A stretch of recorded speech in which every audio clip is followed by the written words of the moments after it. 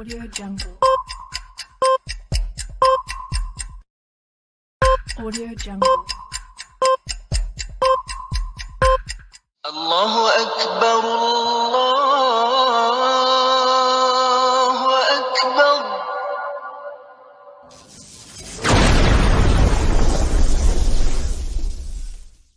Welcome to Consider Islam. Live with Kenny Bomer, an affiliate and founder of the Consider This TV network. Any views, actions, or comments made by panelists during this broadcast do not necessarily reflect the views or opinions of CTTV network hosts or affiliates. This channel and its affiliates do not claim any right over any of the graphics, images, or songs used in this video that are protected under copyright by other individuals or organizations. All rights are reserved to the respective copyright owners. Under Section 107 of the Copyright Act of 1976, allowance is made for fair use for purposes such as criticism, comment, news reporting, teaching, scholarship, education, and research. Non-profit, educational, or personal use tips the balance in favor of fair use. Fair use is permitted by copyright statute that might otherwise be infringing. The works on this channel are protected under the Digital Millennium Copyright Act, DMCA, of 1998, which amended the existing U.S. copyright law to address important parts of the relationship between copyright and the Internet. Now here is your host, Kenny Bomer.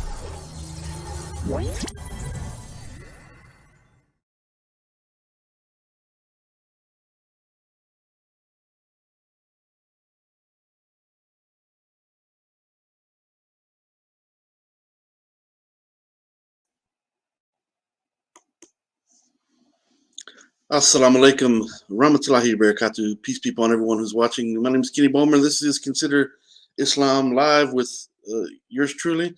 And on the panel today, we have a friend of mine, Mindy Domeier, also goes by the name of Lady Avon. So, Mindy, welcome to the show. How are you? I'm good. How are you? I'm doing quite well, alhamdulillah. It's been a while since we've been on a stream together. It's been a while since I've done a stream, period. I did one, the first one in a while, yesterday or the day before, I can't remember, but yeah, just been busy with life and so forth. And I know you made a big transition from Canada to the United States. Yeah, so you've been kind of a bit life dormant, has I been think, kind as of well. busy. Yeah. So, but should we, before we get started with our discussion, and we're just planning to have a friendly discussion. Mindy is an atheist. I'm a Muslim. But we are friends. It didn't start out that way. So should we go into a brief history so people understand the complexity of this deal? Okay, so I'll tell you what. I'm going to let you kind of explain it if you would like. And All right, well then feel free to jump in then. Okay, sure. It was 2020 when we first met, and I had been debating on Facebook groups and religious Facebook groups for quite a while. I was kind of dipping my toes into that and came across you, and we had quite a few Facebook arguments, quite a few. Yeah. We did not like each other at first. And then I jumped on a panel with you, and you invited me to come to your show, and you were streaming, and I stuck around for that first stream for like 3 hours. And yes. Yeah, you did. yeah, and it's just kind of snowballed for there, really. Like, I started hanging out and coming on the panel and participating in the side chats, and we were friends on Facebook. We've talked back and forth. We've been through a lot in the 3 years of friendship that we've had. So Yeah. despite the Yeah. fact that our beliefs are still very different, I think we're proof that you can have different beliefs and still be friends. Absolutely. I totally agree with that. Yeah, it was a little rocky at first, and matter of fact, it's I've been avoiding any type of Facebook interactions since that time, and I'm not saying that was what triggered it, but just the interactions in the Facebook groups and so forth, going back and forth with people, and just it was so time consuming that I just stopped doing that. I'd rather have a live discussion, and a lot of people aren't up to doing that. But to me, it just it's more fruitful, and found myself typing the same stuff over and over and over again, and Yeah. it just got old, and so I just feel like I'd rather have a live discussion to Well, make the everything the easier. Facebook debate groups have changed a lot since you and I first interacted and met. A lot of it is it's not debate really. It's just kind of the theists will post something and the atheists will attack them, and then they go back and forth, and then atheists will post stuff and the religious will attack. It's just basically a fight. It's like high school, really. There's Yeah, no of all the groups, because I think at one point I was in like 10 to 15 different groups, and there was nothing productive coming out of any of them. And I've dropped a lot of them. I will still like poke in occasionally, but a lot of times people will post something on one of the groups and then they don't respond to anybody. They just kind of post what they want to post and then run away. So there's no real dialogue going on. yeah, Um, yeah, so I mean, it's kind of a dead thing. yeah. That's the impression that I was getting even back then. To be honest, Mhm. it seemed that there were no fruitful discussions. The fruitful discussions, there were some initially, but um, they started being few and far in between. And Mhm. it's like, man, I'm wasting all my time because when I talk about these things, I'm passionate about it and I mean what I'm saying, and I'm taking time out because I'm trying to inform someone, or I'm trying to, I'm not just doing it just to do it. And Mhm. so when I find myself saying the same thing over and over and over again, and all I'm getting is insults in return for the most part, it's like, I'm just going to move on from this because this is not working. And then, you know, um, uh, in 2021, we're already 2023. Yeah, so I guess Mhm. 2021. Uh, that's when the pandemic hit, right? The 2020, yeah. Because 2020. Okay, when I first started interacting with you was when I was, stuck in the US for 6 months. okay, So that's when that's I 2020. didn't really have anything else to do. We were at home, so I took up online debating, and you kind of started that all for me because I hadn't really considered getting on video and having discussions and streaming to live to YouTube and all that stuff. So once I got on that first stream with you, I thought, wow, this is something that I actually want to do, and that kind of started it for me on YouTube Okay, end yeah, anyway. yeah, I do recall. It wasn't long after that that you established your own channel and so forth. Mhm. Um, Yeah, so what I found since then, we went through that era where that period where a lot of activity was happening because of the pandemic. More and more channels were Mhm. popping up and so forth. And then um, last year, I was pretty busy. I was doing a lot of traveling in 2022, 2000, last year, Mhm. 2022. But 2021 was still pretty active and had some turmoil around on the channel over Mhm. some variety of different things that you're aware of. We won't get into that right now, but Mhm. um, had some headaches, and you became a moderator. I don't know if you became a moderator in 2020. I think you did. I Uh, think it was at the end of 2020 that I yeah, became I a think moderator so. because I was here for pretty much every single stream.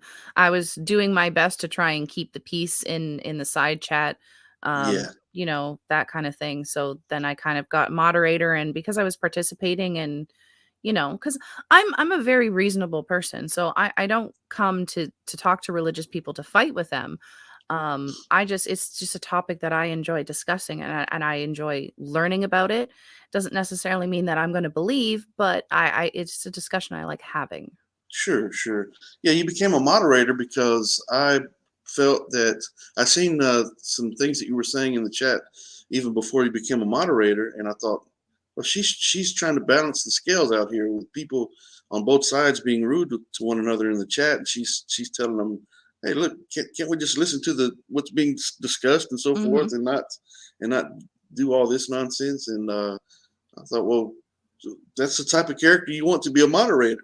And Mhm. then so you became a moderator, and then started taking some flack in the chat yourself from some Muslims, unfortunately, that were in disagreement with, I guess, things that you were saying on your channel or something. I don't, and Well, but I did the I thing did my is, very best to try and separate that, right? So whatever I was doing yeah, on my channel, I wasn't trying to bring it over to cause problems with your channel. I was trying to yeah, separate the two, you know.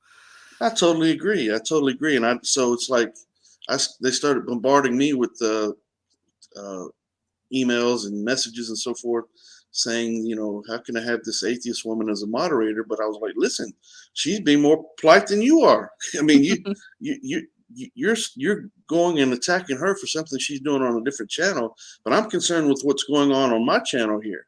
Mhm. And what I see on my channel is that she's not trying to promote anything that she's got going on there over here, and she's trying to get everyone to keep the peace here in our chat. And that's what I'm concerned a bit about, what she's doing as a moderator on this channel. So Mhm. if you don't like the fact that she's a moderator on this channel, then I don't know what to tell you. Maybe you should take some lessons from her, because she's being more polite in the chat as a moderator than you are in the chat as a moderator. Mhm. We And can't get anywhere if we can't be tolerant of each other, that's you right. know. And so So, a lot of those people, I actually wound up removing them as moderators, because they started. I was getting tired of listening to it. And then, oh, I've done that with other atheists too, where I've just kind of given some distance because I don't like how they behave, because there are some atheists out there that just full on go on attack mode when it comes to theists, and it's like, you're doing the same thing that you're accusing the theists of doing. So how are we ever going to get anywhere if we're all just at each other's throats all the time? I You totally know? agree. I totally agree with that, 100%. And then, we had the issue, not between us, but actually you was on my side regarding an issue where I was being personally attacked by someone, accusations and so forth being made, and Mhm. you came to my rescue on that, and I appreciate that. I am And very protective of my friends. That's one thing that people will learn about me quickly. I appreciate that. And we were on the side of the truth, and the truth was manifest. Mm. We won't get into those issues. People can look it up on the channel if they want to, but um, then toward what I'm trying to transition into is directly after that.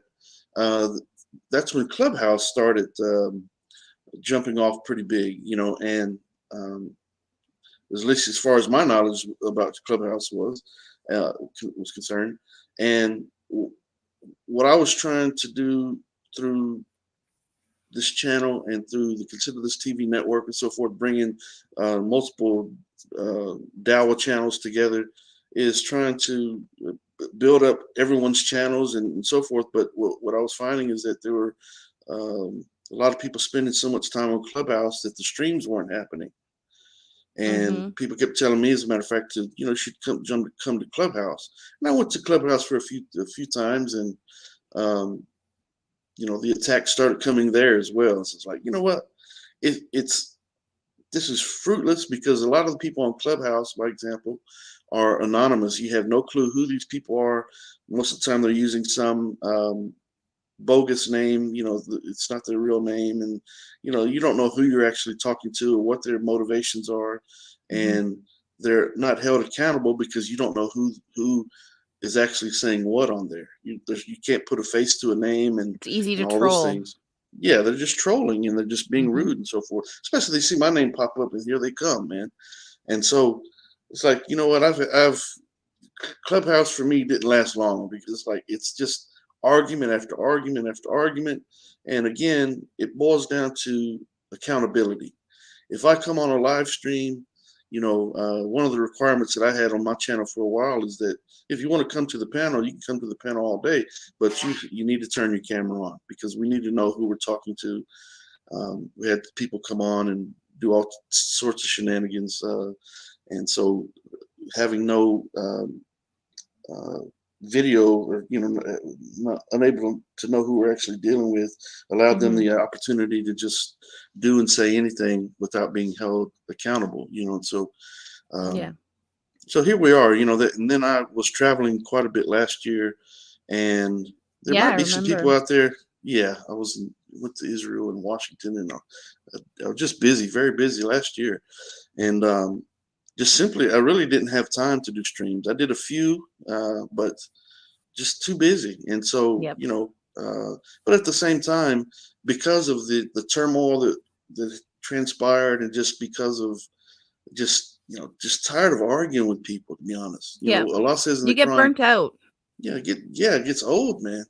And so, Allah says in the Quran to invite to the way of your Lord with wisdom and kind words, and argue with them in ways that are best and most gracious. He doesn't say that you're not going to have arguments, but do it in a way that's best and most gracious. Do it with debate with decency, and just present your side, and don't do it with the insults and all those things.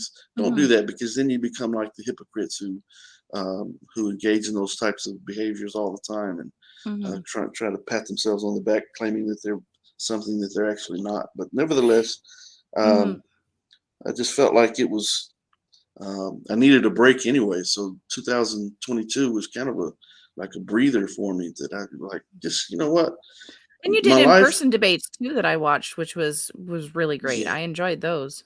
I did have some in-person debates, and I so it allowed me the opportunity on a personal level just to step back and get out of the line of fire per se, and refocus on what am I trying to achieve with my life. I don't do this for fame and publicity. I don't, I'm talking about these issues because if you sit with me in person on a daily basis, or if you're around me, we're probably going to talk about Islam at some point. It's because I like doing this, because it's I feel like Islam is a gift from our Creator, and so I feel like, for one, it is our obligation as Muslims to engage in dawah, and to invite people to Islam in a peaceful level. And Allah says, let there be no compulsion in religion, so they can make their choice after that. But at least we can present Islam to people in a decent manner. But then I start seeing Muslims attacking Muslims, and me being attacked by other Muslims, and it's like then the And atheists. the same thing happens in the atheist community as well, where one atheist will disagree with another atheist, and the next thing you know, we got a big whole head of drama, and it's just like, can't we just all get along? Like, what's Yeah, wrong with just getting along? Why do we have to argue and be mean to each other? Why can't we just have productive conversation? You absolutely, know? absolutely. Just fruitless, So Mhm. so I just basically just took a break. I was traveling during 2022 on I'm an inspector with the American Petroleum Institute, so I had contracts to fulfill, and just really busy. But it was Mhm. convenient as well, because I needed to take a break anyway. It's like, Yeah. enough is enough for a period. And Mhm. um, but what you find is that when you do come back, nothing's changed, and oftentimes I feel like it's gotten worse, in that Yeah.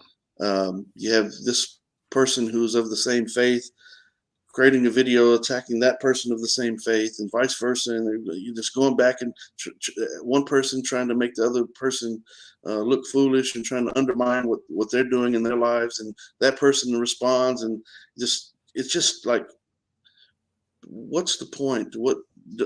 In my mind, when I consider this, obviously I believe in the day of judgment, that we're going to stand before our Creator and be accountable for everything that we've said and done in this life.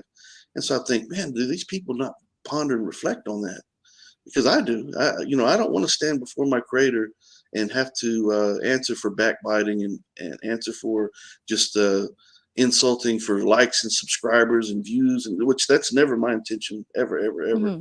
Mhm. If of course, we invite people to subscribe and like and share the videos, just because Mhm. of the Well, that's the nature of the platform, right? yeah, it's the platform. But what's the main objective is to reach more people, from our standpoint, to share Islam with these people.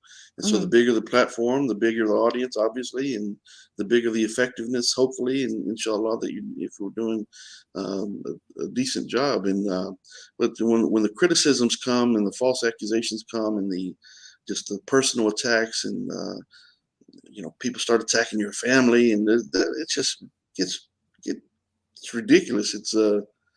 Well, that's one It's thing just I've really noticed about, like, and this is coming from all sides, all religions. Every time people get into discussions about religion, is a lot of times, um, a good chunk of people have a hard time separating the actual argument from the personal attacks. And I've had interactions with other people where it's like, if I'm criticizing your religion or whatever it is that your argument is, I'm not trying to make a personal attack because I think you're stupid or, whatever. But a lot of people can't seem to separate the two. When I'm addressing and criticizing your argument, that doesn't mean that I'm sitting here criticizing you as a person. Yeah, And that makes a lot of people upset and angry and hurt. And then that's where a lot of the argument comes in, because people can't separate the two. absolutely. It boils down to people are putting their emotions into their belief system. Obviously, that's just what we do as human beings, and are unable to control those emotions when there's a backlash against it, or there's when it's put on when it's questioned in some regard, and they just automatically start feeling as though it's a personal attack because they're trying to deal with the inner turmoil of someone questioning their belief system. And we've all done that because we're all human beings. We've done that. Yeah. But this is why I always try to go back to Allah saying in the Quran, again, as I mentioned a second ago, invite to the way of your Lord with wisdom and kind words, and argue with them in ways that are best and most gracious. So part of that wisdom is having sabr, having patience, and knowing what to say and what not to say, and realizing that, especially on streams like this where people are watching, we're influencing one another constantly. And, like on Clubhouse, by example, you have very offensive things being said on there. And it's more, it seems to me that sometimes I still go in just for a few minutes, literally just for a few minutes. And usually people see my name and automatically, I see we got Kenny Bomer in the room. I want to, just here comes the nonsense. But sometimes when they don't notice that I'm there, I'm just listening to the rhetoric and the bantering back and forth, and from both sides, it's just offensive. It's just like you people aren't really doing anything constructive. What it is you're enjoying the fact that you feel like you're putting someone else's intellect in question, that trying to present yourself as though you're more knowledgeable than they are, but really you're just being rude. I mean, when it boils down to it, you're just being hateful. And if we can't engage in a decent conversation, what's interesting, you mentioned the couple of in-person debates that I had. My most recent was with Matt Dillahunty. I'm not sure if you've seen that debate or not. I did, yeah. Well, I saw most of it. You've seen most of it. So I've had multiple people since then, during that, right after the debate, and since then, people contacted me via email and messages and so forth, and telling me, praise be to Allah, telling me that that they respect me for my demeanor, that I'm very pleasant and trying to be. They appreciate my being trying to be decent, and that's something that I've made many mistakes in the past regarding, being guilty of also getting, we're human, we're not going to be perfect, but getting caught up in my emotion during a discussion or during a debate or whatever, and being a little more aggressive than I need to be, and so that's something that I've always been conscious of, and something that I always want to make sure that I'm presenting Islam in the best way that I can, and doing the best that I can. Now, there may be someone who does it better. There may be someone who's more eloquent, has more knowledge. That's fine. But I have to do the best that I can do, and if my objective is to try to present Islam in the best manner that I can, then that means that I've got to do so following the advice of Allah, and do it with wisdom and kind words, and argue with people in ways that are best and most gracious. And so that's what I try to put in place. And one of the people that I admire from the Muslims, amongst the Muslims, is Dr. Shabir Ali, and his demeanor during debates, and even before I started engaging in these debates and so forth, and watching debate after debate after debate. He's a person who I thought, man, this gentleman. Of course, I know him on a personal level now and so forth, but back then I didn't know him at all. Never dreamed that I would ever have a discussion with him, for that matter. And but I thought, man, if I ever do this, this is the character that I want to display. I want to be Mhm. I want to be kind and welcoming to to criticisms and also just polite in my delivery of what I'm trying to get across and so forth. Mhm. And that's the example of the Prophet Muhammad sallallahu alaihi wasallam, peace be upon him. He was always kind to people who were questioning Islam and so forth. And that's the pattern that we should we should Mhm. follow. And And it's a learning process too, right? So, I mean, even though, we're getting older, we're in our middle age now, you're still learning every day, right? So you're learning how to manage yourself, you're learning new things, and we never stop learning. So it's okay that we trip up sometimes, it's going to happen, but you're still learning something along the way. that's right. That's right. So yeah, it's been a journey, Mhm. and I still like I'm this year. Of course, we don't know what the future holds. I do have some inspection contracts already lined up. Matter of fact, I'm actually in the middle of one now. And but with that being said, I've got these books. That's the other aspect of uh, taking a break. I was able to get another book published and um, have other books coming this year and so forth. So it allows me time to keep doing what I'm doing, but step away from all the controversy and all the negativity, and Mhm. just kind of focus on, when I open my mouth, I want to say something that's constructive. And uh, if I can't do it in an actual conversation with people, because you know, I'm not trying to put all the blame on someone else, but if the vast majority of the discussions are going to turn hostile, and if it's going to be personal attack after personal attack and all that, it's like, I'll find another method to share Islam with people, and obviously I try to do that through the books Mhm. and so You have forth. to And so focus on what's positive for you. that's right. That's And right. what's going to bring you the most positivity in your life too, right? That's Because if you right. always focus on the negative, you're always going to find the negative, and that ultimately is going to end up hurting you, right? So Yeah. you have to focus on your goals and focus on what makes you happy and what makes you feel productive, and you know, the positive. Yeah. Some of these things, the personal attack and so forth, really hurt me on a deep level. In that, while I was going through the process of trying to consider this TV network.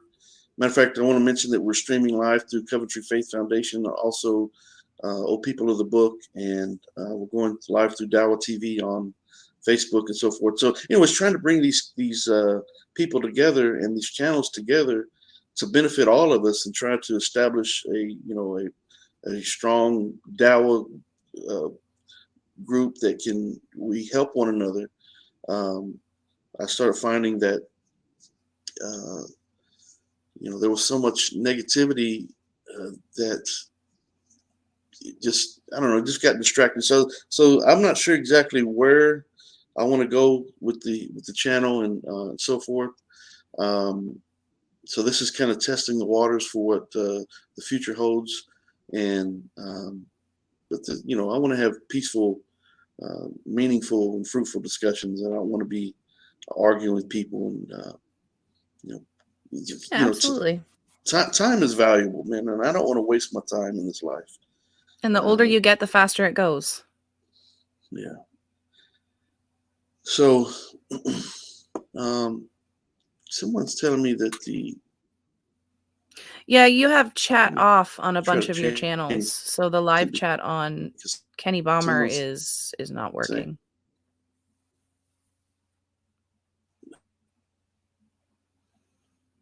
Uh-oh.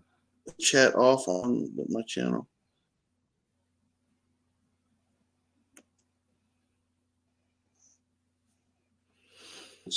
Yeah, when I was looking at the live chat Away from it. on your main channel, it says it was off.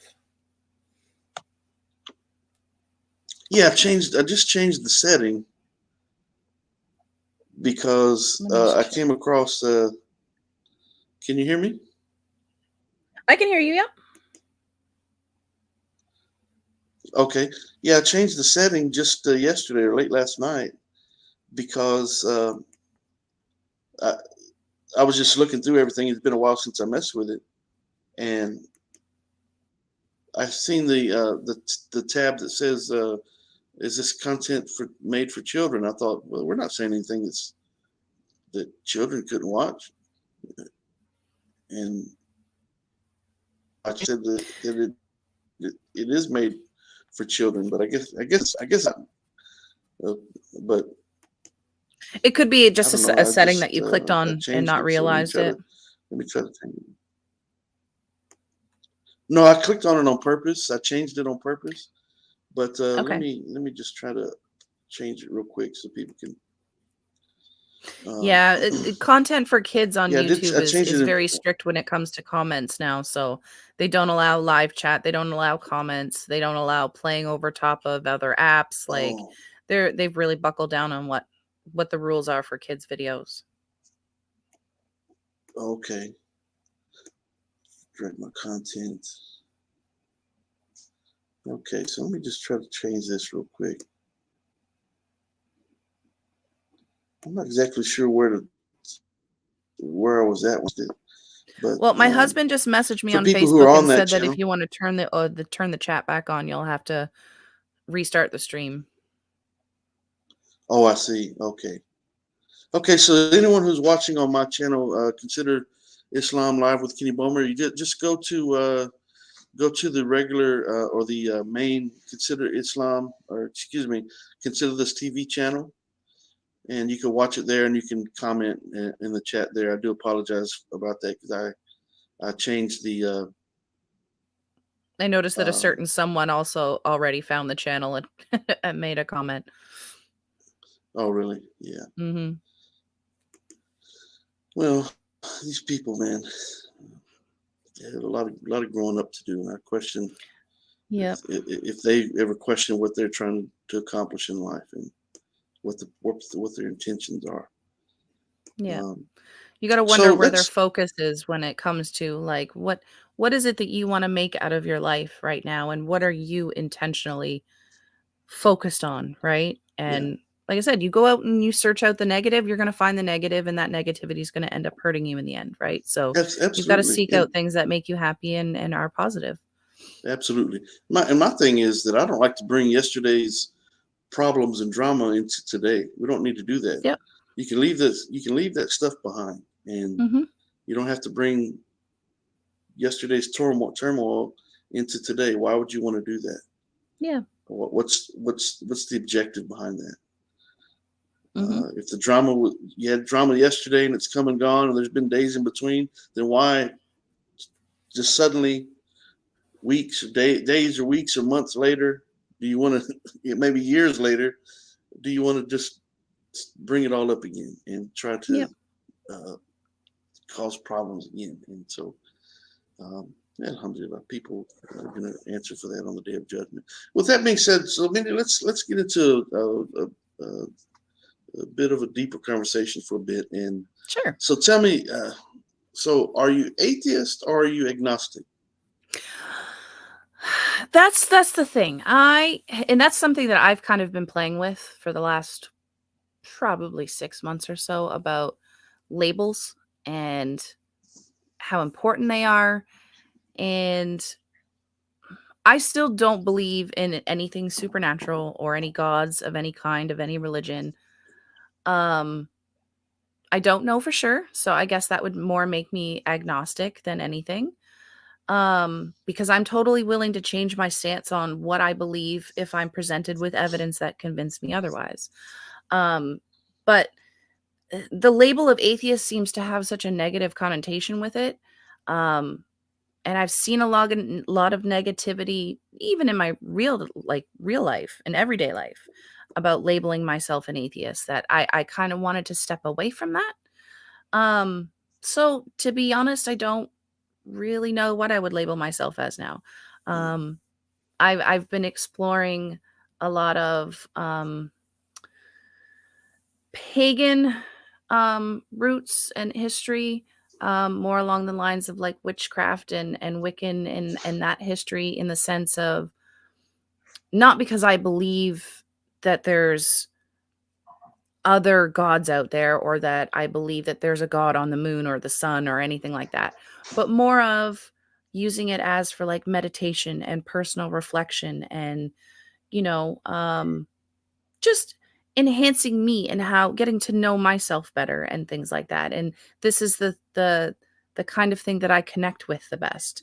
And it focuses a lot on nature and the world around us and your own personal attitude and how you view life and view other people. And that's been a really positive thing for me. Well, from a Muslim standpoint, you've heard me discuss, and I'm sure you probably heard other Muslims discuss what's called fitra. You remember that word, fitra? It sounds familiar, but you're going to have to Yeah. refresh my memory on what it is. So fitra is what we believe is the natural disposition that the human being is born with, that instinctively tells someone that there's, we have an instinct that we believe there's something greater out there, that even if we can't explain it, we just have a natural inclination that there is something greater. Let's put it like that. There's something greater.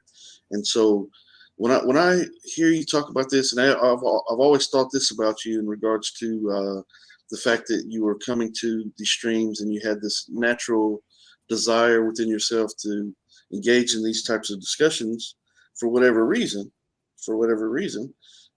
it's still,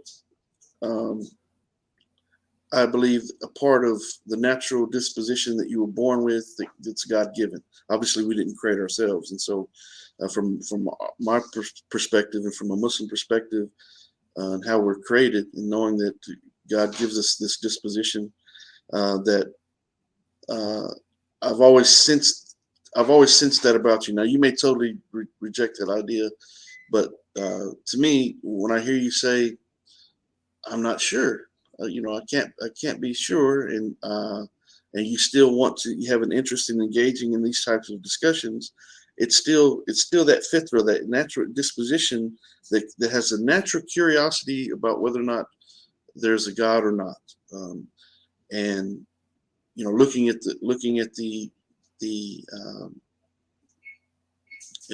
nature and all these things. Well, this is part of the fitra. This is part of the natural disposition that our Creator has given us, and that Allah says in the Quran that will show them our signs in the universe and within themselves until they know that this truth is from their Lord, that this is real. And so,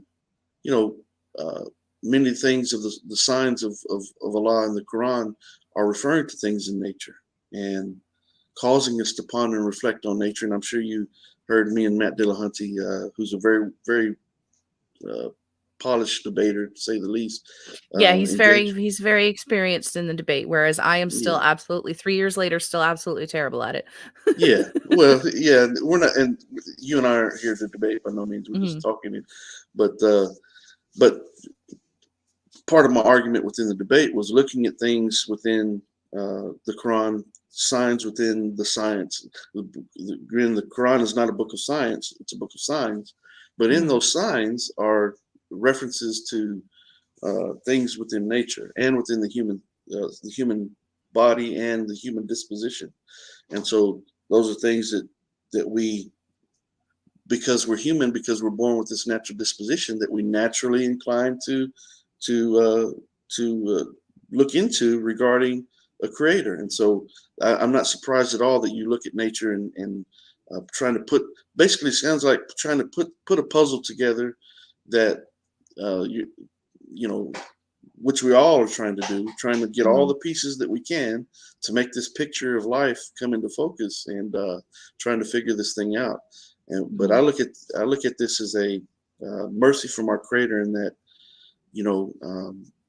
we are born with this disposition to look at nature and to look at things around us, and to ponder and reflect. And this is what Allah tells us to do in the Quran, to ponder and reflect on these things. And so, yeah, I'm actually happy to hear you question if you're actually would be categorized as an atheist or not, because that's an indicator that it's and I'm trying to say this in a non-patronizing way, but to me it's a good sign. I'd rather you be an agnostic and say, I'm not sure if there's a God or not, than to say absolutely, which I know you kind of said that you don't believe any gods and so forth.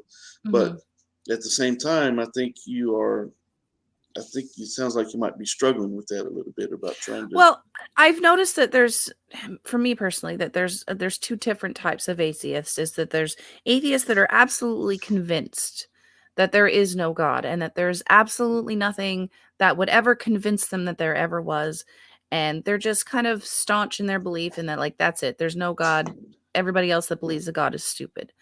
Um, and me personally, if there is a God out there, I want to know. So I'm going to Yeah. keep exploring and I'm going to keep learning and I'm going to do like just in this last year alone, I've started trying to learn as much as I can about theoretical physics and space and the universe because all that stuff is really, really interesting, you know? So Yes. like I sit here and go, if there is a God out there, then I want to know. And Yeah. if you just sit here and say, no, there's no God, and you don't look for anything, then you're never going to find the answers, right? Because you've already made up your mind yourself. So I like going out there and exploring. I haven't found anything that's convinced me yet, Hmm. but I'm doing all that I can to try and learn and grow and explore that. Yeah. And that to me, when I hear you say that, that's great because it's still the fitra at work. It's still the the God-given instinct to seek out this information at work. And so we have this opportunity until the day that we die, obviously. And so that's it's a music to my ears in, as far as Well, I'm and then concerned. that's when we will know for sure, right? Like, Yeah, but there's nobody that can come back and tell us that. So we that's still, true. while we're alive, we have to keep exploring and learning as much as we possibly can and then come to our own conclusions. Yeah. But So, there's certain people that are just kind of shut off on both sides of the fence that are completely shut off from exploring the possibilities. And I think that's going to hurt you in the end, really. yeah. So speaking of nature, one of the verses of the Quran, Allah swears by the sun in Surah Shamsi, and um, he's swearing by the sun because as great as the sun is, the creator of that sun would be even more great, right? So when we look around in nature and we have a beautiful world that we're living in physically, sometimes it's not so good on a human level, but the physical world that we live in is beautiful. And as great as it is, and the complexity of how everything works and so forth is beautiful. It's magnificent. Well, if there's a creator in heaven, then of course that creator would be greater than all of that creation combined, obviously. And you looking into space, and I know me and Matt Dillahunty had a discussion about the sun and the moon being in their own orbits, and that's something that's been confirmed by science and so forth. But mentioned in the Quran all these centuries ago, 1400 years ago, and but so these are signs that we ponder and reflect on. These are, in matter of fact, this is our Creator telling us to do these things and encouraging mankind to ponder and reflect on these things. So I'm not surprised at all that you do that. So let me ask you a question. Sure. So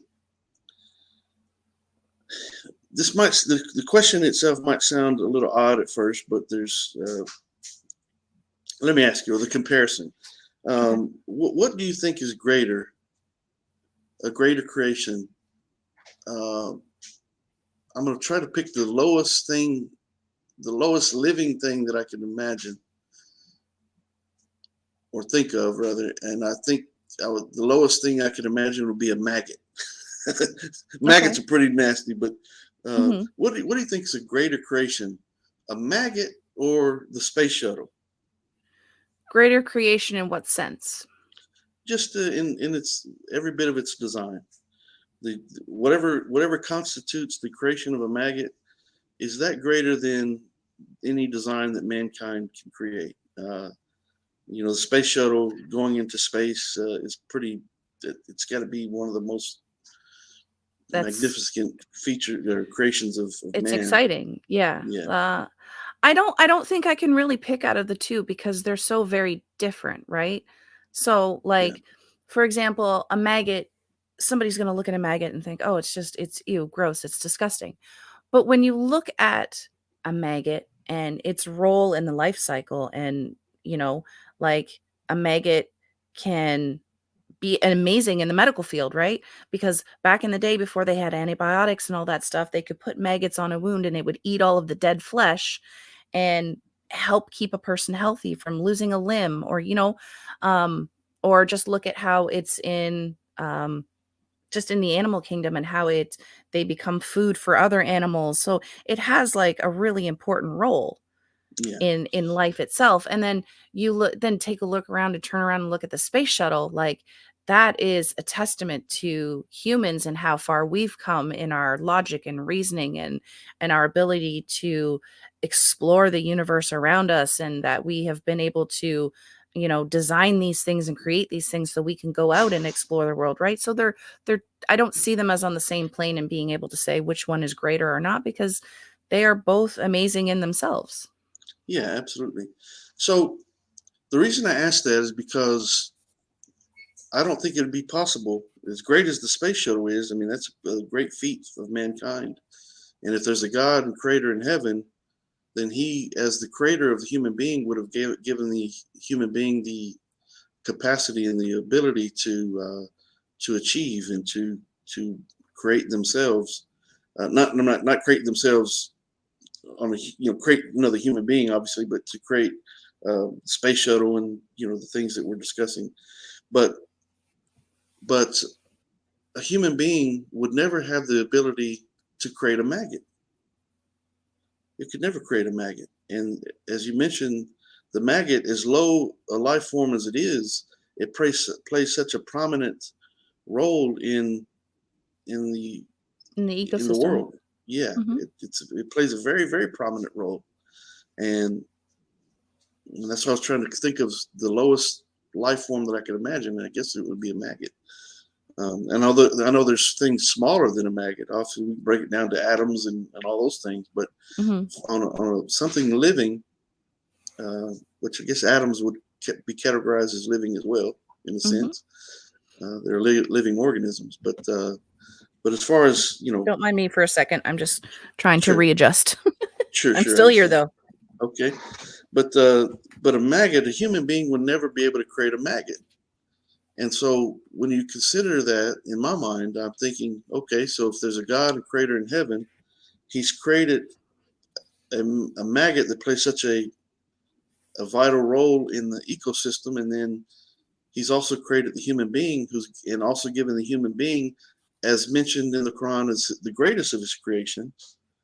He says clearly that the human being is the greatest of his creation, because of the complexity of the human body. Not only that, not only the physical aspect of it, but the fact that we have the ability to think and reason, and we can communicate so clearly, unlike any other living creature. We are able to Well, there's lots of create animals out create there that ourselves. can communicate with each other. Just we don't have Yeah, the ability to understand that communication yet fully. So that yeah, doesn't no, I necessarily realize mean that. that their communication is less complex than ours.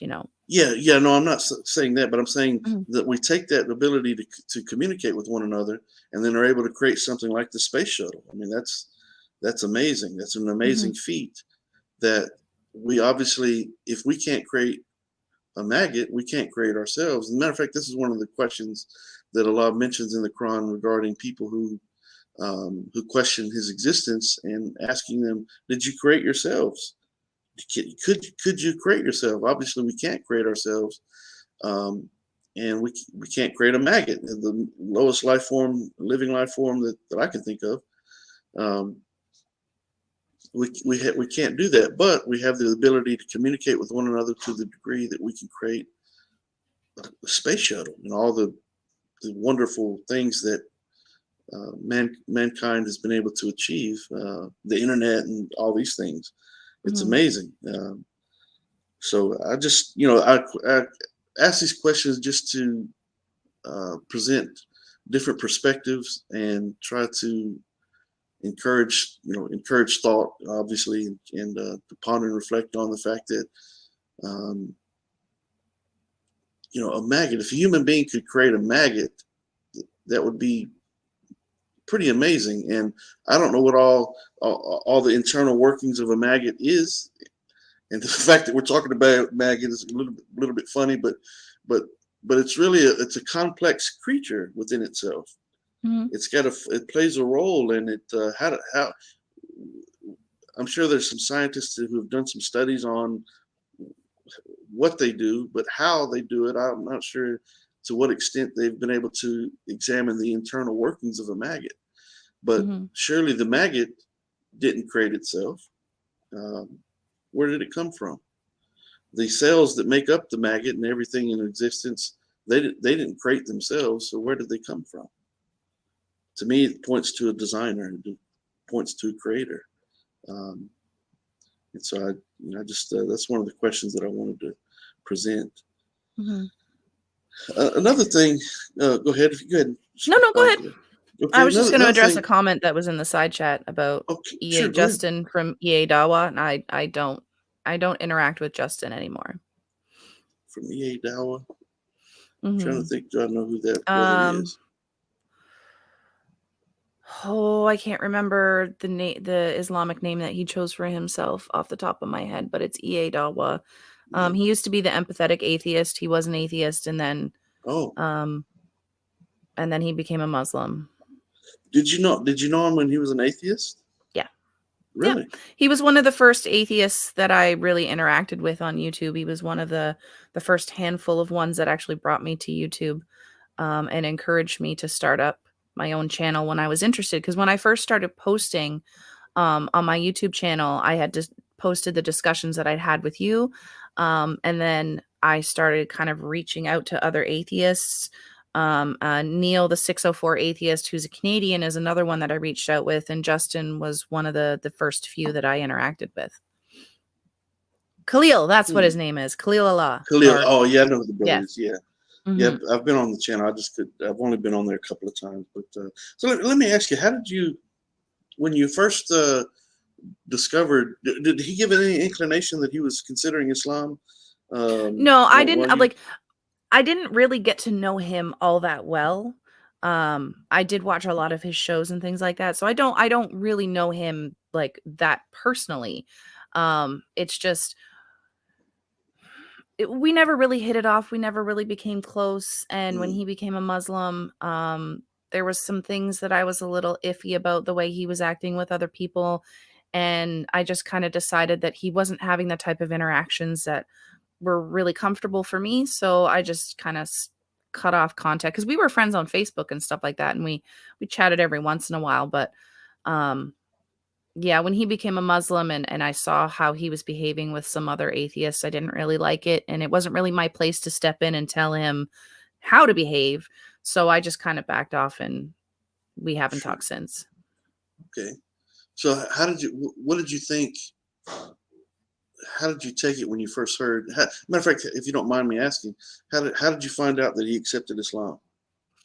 There was some discussion because he was part of an atheist because atheist kind of community that we had on YouTube. So there were several other atheists who streamed on a regular basis who knew Justin as well. And then there was a discussion on Facebook about it. Um, and I don't know, it really kind of um I guess when I first found out, I wanted to know what it was that convinced him, what changed his mind, because he came across to me as somebody who was very atheist and was very kind of set in his beliefs at first. So I was really curious about what it was that changed his mind. Hmm. And I went looking for that answer and I tried to find it, and I never really got a complete straight answer about what it was that was so convincing to him. Um, Hmm. But I didn't really explore it as much as I probably could have. Yeah, that's interesting. And I don't know much about the brother,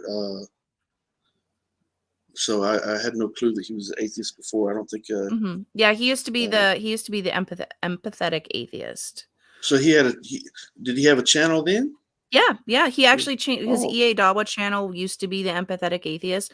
I'm not sure if he still has that material on his channel, but if you go back further, you can see that he used to have atheist shows where he would talk to theists, both like Muslim and Christian and, all different faiths of people that deconverted and became atheist and kind of did like interviews and stuff like that. very interesting. But Mhm. how long ago was it that he accepted Islam? I guess within the last couple of years then. I believe it was in early 2021. I could be wrong about that. It could be the end of 2020, but because I had known about him as an atheist for probably about a year when then he turned around and converted. But I'm not 100% on that. I know it's been in like the last year and a half. Yeah. When you question what the motivation was, along what lines was it? Was it something in science, or what was it? It was an argument. I think it was the Kabbalah argument, I believe. I can't quite remember exactly what it was. But it was more of along the lines of like, because it was very philosophical. It was philosophical reasoning. And I guess he got to a point with religious apologetics, basically, of how he couldn't argue his way out of a creator existing, regardless of what religion this creator was from. He started off with the basis of there has to be a creator in the universe, and then just kind of expanded from there. That's how I understood it. I could be completely wrong on that. So Yeah. Justin, if you're watching, I apologize if I get that wrong, but that's what I understood. I think he is. I see E.A. Dower in the chat. Mindy, would you be opposed to having a discussion with him? If you'd rather just keep it between us, that's fine. But I That's don't know if sure the brother.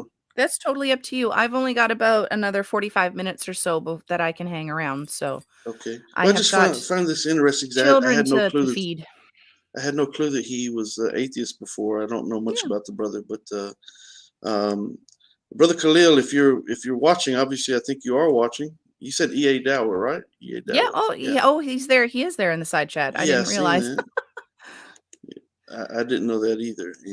But Brother Khalil, assalamu alaikum. If you'd like to join the panel, feel free to do so. I think it'd be an interesting interaction, to say the least. So while we see if he joins the panel or not, another thing I wanted to present, Mindy, is I was considering. I mentioned Mount Rushmore in my book, Consider Islam, and talking about a totally different issue when I mentioned it. But I was thinking about this this morning, and I was thinking if a scientist, by example, tried to make the argument, I'm just putting a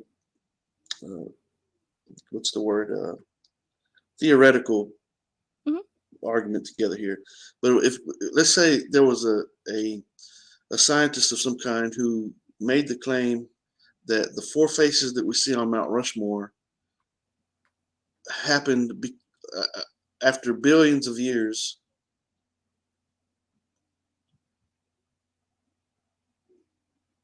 and these faces just appeared after billions of years. Is that something that would sound logical? So are you trying? Okay, let me just see if you're trying to get this right. So the faces that are carved into Mount Rushmore, are you saying that what if they just appeared there rather than were man-made? Mm-hmm. My first thought in learning that would be, let's do some investigation about how, why, let's try and learn from it as much as I wouldn't make assumptions off it right away. Because there's so much in this universe that right now that we don't understand. So I wouldn't want to try to jump to conclusions. I'd want to do as much investigation as possible to find out what we could about it and how they appeared there. Now, I know some people would automatically jump to the conclusion and say, oh, it was a god that did it, or, oh, it was just a result of natural erosion. There's so many different possibilities that it could be that I wouldn't be able to have an answer. I'd be like, I don't know. Let's find out. Let's investigate. Let's learn as much as we can and then come to a conclusion. Yeah, well, that's a logical way to do it. I see the brother he's coming to the stream. Okay. All right. So let me add him here. We'll get back to my point about Mount Rushmore here shortly. Brother Khalil, assalamu alaikum, brother. How are you? Wa alaikum salam wa rahmatullahi wa barakatuh. How are you, brother? Alhamdulillah, I'm doing fine. I didn't realize that you and Mindy know one another. You and I barely know one another. We've only been on the stream together a couple of times, but I had no clue that you were an atheist before. I didn't realize that. As a matter of fact, I didn't know if you were a Christian. I didn't know what you were, but she had mentioned that you had a YouTube channel before accepting Islam, and that she was, she knew who you were and so forth, and I guess you knew one another. And Mindy's my friend, and obviously we believe things differently, but she's been my friend for a couple of years now, and so I thought it'd be interesting. Obviously, you were watching. I didn't realize you were watching, but I don't know. I'd just be Somebody sent interested me a in hearing message you interact. and said, "Hey, your name is being mentioned on Cove FF." I was like, "Oh, okay. Let me jump on. What's Okay. going on?" Yeah. So Oh yeah, someone had suggested in a comment that we do a discussion, and I was like, "Hey, I've met Justin before. I know." So yeah, that's how it came up. Where Yeah. did we meet before? Where did we just have a discussion? when I first started my YouTube channel, you had the Empathetic Atheist channel, and yours and Neil the 604 Atheist were two of the first channels that I started watching. And I think you had tweeted out my channel when I first started it, and I did like my first stream or whatever. Gotcha. So, Okay. yeah. All right. Cool. Mhm. I guess we go back then. We do. We didn't really interact a whole lot because I kind of got overwhelmed in the beginning with so many people and so many streams. So we didn't, I don't think I ever got a chance to be on your show. I think we had talked about it, but same with Neil. I had tried to be on a bunch of people's channels, and I just never ended up doing it. I think yours was one of them. Gotcha. Okay. Yeah, and a lot of times with my guests, I typically tried to have like people who disagreed with me. So if we were both atheists at the time, then yeah. But I mean, I've had like bigger names on, like Aaron Ra. I've had Matt Dillahunty, Seth Andrews. I've had Michael Shermer on the show before. But yeah, brother Kenny, I was an atheist for like 12 years. Wow. Yeah, I had no clue about that. So, brother, what was it? Me and Mindy were talking about it. What was it that led you to accept Islam? Well, I would have to say she's correct in it being philosophical based. Very, very philosophical. I need justifications for why I believe what I do. I don't just believe things off of faith. That's the whole reason I left Christianity, is because everybody told me, hey, you just got to have faith. We don't have answers to these questions. You just got to believe. I'm going to sorry to interrupt. I'm going to step away for 2 seconds. I will be right back. Sure. Okay. All so right. Yeah, I basically, I remember her profile picture. Cool. All right. Got it. Okay. So yeah, I had a philosophical background, and was attempting to basically debunk Islam. I was trying to figure out what I could do, because I've already taken care of Christianity, Judaism. Basically, they got their own special group of people, and they don't proselytize, so I don't even have to worry about them. And they have the Torah, which I found contradictions within even the first 5 books of the Bible. So I didn't even entertain Judaism, and I went straight to Islam. And I said, okay, what can I do to debunk Islam? So I looked up a whole bunch of arguments and tried to, every day for over a year and a half, I was actually debating as an atheist with the Tap brothers. I met Jake the Muslim Metaphysician and Brother Sharif and Yusuf Ponders. I met all those brothers before they ever got together and made a YouTube channel. I've known them personally since about a year and a half, I would say year and a half to 2 years before I took my Shahada. And I was every day in Facebook groups debating with them, trying to argue against Islam. And every single time I brought a problem, it was solved. And then we got down to the very fundamental nature of like the origins of the universe, or the origins of existence. And they made arguments, logical, rational arguments for the existence of something that's truly necessary. And once we were agreed that there's something that's necessary, we tried to figure out what kind of properties this necessary thing has. And it got into what's called a contingency argument, to where we argue that everything is dependent upon this one thing. And this one thing, to not be limited in any way, has to have omniscience, omnipotence, omnipresence, a mind, a will, things of this nature. And at the end of the day, that's typically the general idea of what God is. Yeah. So, after a while, we argued that, and I eventually got to the point of being a general theist. Once I was a general theist, then I was like, okay, so I'm here. Why Islam? Why is I can be right here and not accept that Islam is true?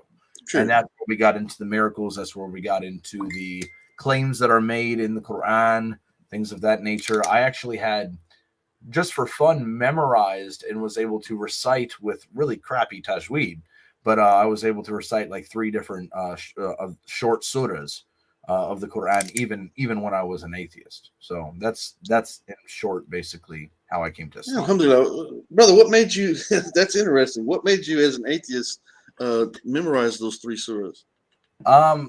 Well, for one, I believe, regardless of any religious belief, I believe that the recitation is very, very beautiful. And definitely, just like some of my secular songs that I used to listen to, very anti-religious songs, had the hairs on my arms stand up, and like you get that feeling with certain songs. The same thing would happen to me when I would listen to the Quran. So, but I wasn't about to use that as a basis for I should become a Muslim or I should come to Islam because the Quran sounds beautiful. Like that's not rational to me. Like I can't come to a belief just because of that. But it did touch me in some sort of way. Like I did get a certain sensation from listening to Quran. What's interesting is that there's I can't remember the man's name, but there's a hadith where the man was plotting to kill the Prophet, peace be upon him, and he heard the Prophet reciting the Quran in the background. He heard him reciting it, and just hearing it. Of course, he was an Arabic speaker, so he could understand the content of what was being recited as well. But just upon hearing the verses recited, it touched him to a point that he went from trying to come and plot to kill the Prophet, peace be upon him, to actually accepting Islam. So it's not a surprise. Matter of fact, there's been a number of people who there's videos on YouTube where they play the Quran for Christians and people of other faiths and so forth, and it just brings tears to their eyes because of the beauty of the recitation. So it's appealing. Yeah, and there's a reason why Allah has chosen the Arabic language in particular. And matter of fact, Allah says in the Quran that it's surely that He that made the Quran easy to remember. And part of that easy remembrance is the eloquence of the delivery of the recitation.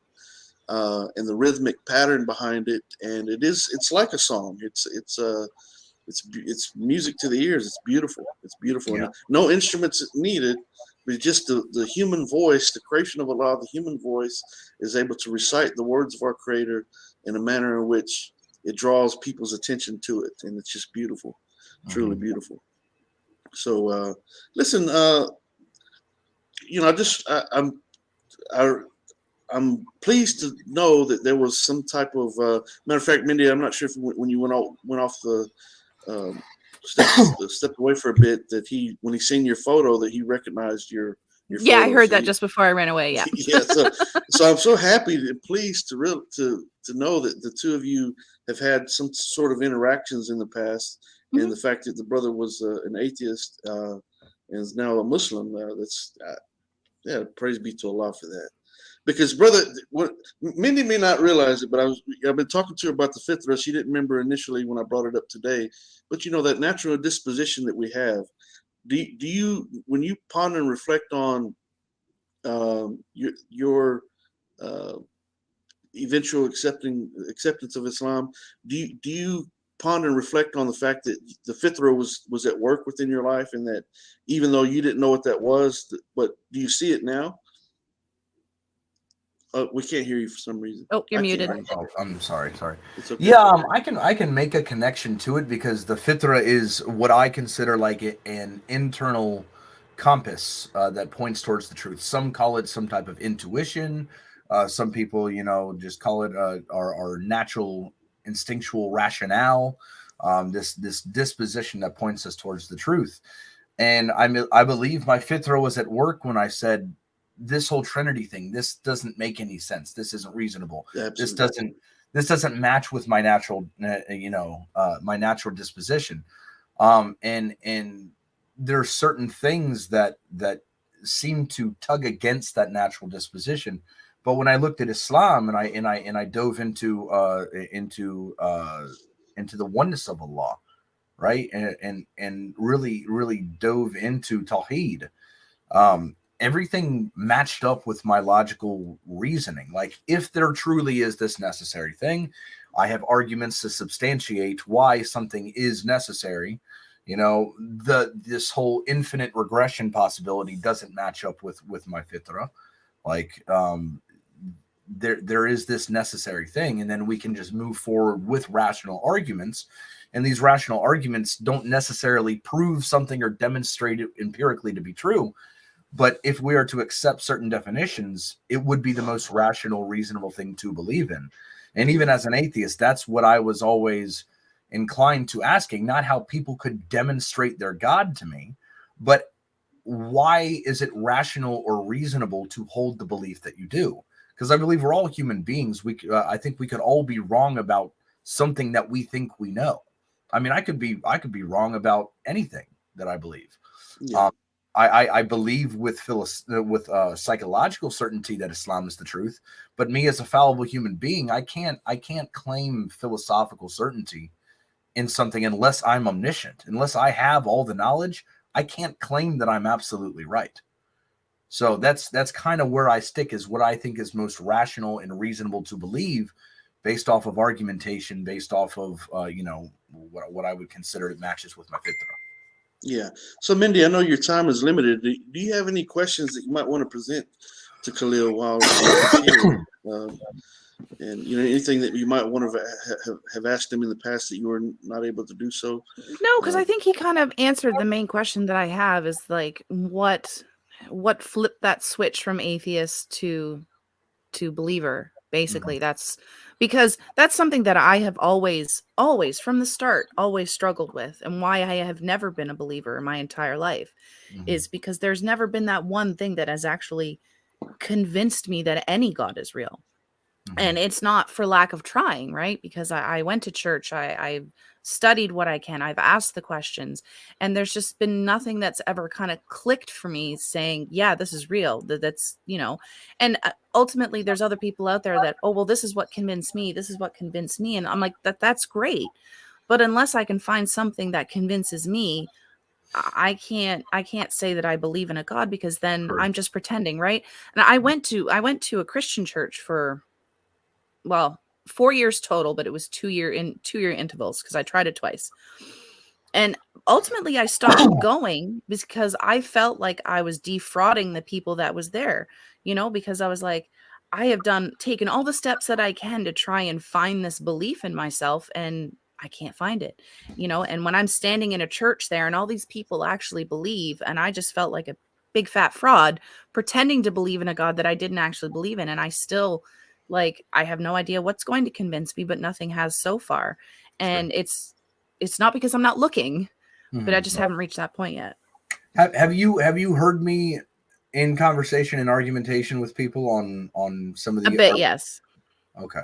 So I mean, if logic and reason and rationale is something that you value, I mean, I would be open to having a discussion, maybe not exactly right now if you don't have the time. And I want to respect Brother Kenny's stream, but I stream on YouTube. I would love to have you on, and we could have a discussion, and I could present to you what convinced me, and me as a previous atheist who is a skeptic, who was truly open-minded. I was convinced of something with what I would consider rational, deductive arguments that have logical conclusions that naturally follow, that logically follow from the premises.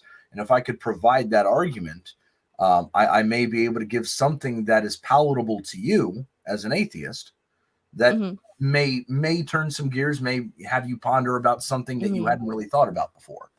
See, and the reason why I didn't really focus a lot on your story too, with following you when you first reverted to Islam, was because there was a lot of philosophical arguments being used to justify your new belief. And I am not at a point where I have enough understanding of philosophy. So a lot of the things that you guys are talking about is just kind of going over my head, right? And philosophy is a little intimidating to me. So I didn't really explore that because I didn't feel like it was something I was ready to kind of grasp. My husband has tried to explain some philosophy to me, but I still feel like it's kind of out there for me yet. I haven't really Gotcha. studied a lot of it. Okay. Yeah, and I'd be more than willing to try and break it down to a level that's understandable because I mean, like when I was having these arguments, I had already had a philosophical background. I knew the jargon that they were using at that more academic level.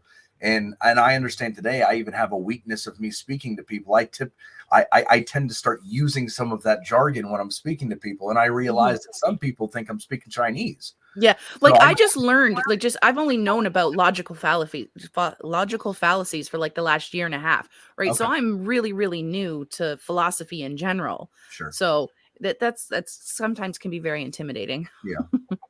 I mean, basically at the very bottom, like I don't even think that there's one argument that proves the existence of God. What I do is I start off with an argument that proves, okay, is there something fundamental, or do we just have a chain of things that have always been happening, right? And then if there's a cause and effect, right, and there's an infinite regression, there's always, if there's always been an effect, there's always been a cause to that effect, and that cause is an effect to another cause, and then we can just keep going back ad infinitum. The question is how do we get to this moment right now? And the way that I try and simplify that is using an analogy like you're a sniper, right? You're set up, you're ready to go. You have your target in the crosshairs, and you look to your observer and say, I'm ready to go. Can I take the shot? And he says, hold on, let me advise my supervisor. Let's get his permission. And then his supervisor needs to call his supervisor. His supervisor needs to call his supervisor, so on and so forth, with an infinite chain of supervisors needing confirmation, right? And at that point, you can beg the question, if there's an infinite amount of people that need to give permission, will the sniper ever actually take the shot? And if we conclude that no, he'd never take the shot, then you make that analogous with the cause and effect that we have in this world that we observe. And how did we ever get to this moment right now if there's been an infinite amount of things that had to happen before right now? And that's kind of how I argue against, like, if there's an infinite regression of something. And then if we can agree that there must have been something that everything else is dependent on, it goes back to this one main thing. That doesn't mean that it's a God at that point in time. I mean, you could say it's energy, you could say it's reality, you could say any number of things, and say that one thing is the most fundamental thing. That all these other things, like this mouse that I have or the pen that I hold in my hand, has some type of external explanation for how and why it's as long as it is, it's the color that it is, everything about it has an explanation, and that would make it contingent. And then you put all these contingent things into a box, and you say that set itself could be different. It could be a different way, which would make it contingent itself.